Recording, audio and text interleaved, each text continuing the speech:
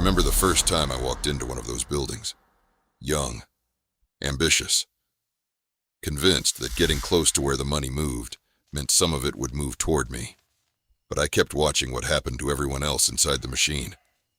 They worked, they borrowed, they paid, they repeated. Ready, set, go. So I started looking for a different way in.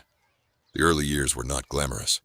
Hauling material, negotiating in communities most investors drove past, losing sleep over deals that barely made sense on paper. But I kept coming back to one thing I could not argue with. People need housing. That truth was more reliable than anything I found inside the system. So I kept building. The first note I ever held changed everything, not the property. The note. This family was not going to miss this payment, because this was their home. The last thing a family stops paying for is the roof over their children's heads.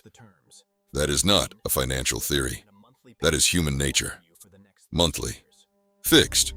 Contractual. The transaction ends, but the payment keeps coming. Month after month. Year after year. Regardless of what the market does. I did not build this because I hated the system. I built this because I understood it well enough to know I needed something outside of it. People need homes through every crash, every correction, everything. That is the foundation. Mobile mailbox money is where I teach how notes are created and how positions are structured. It was here, in the quiet of the desert dawn, we finally understood what it meant to belong.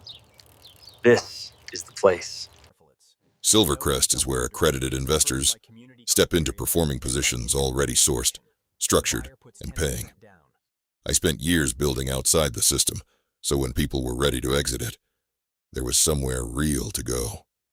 This is that place.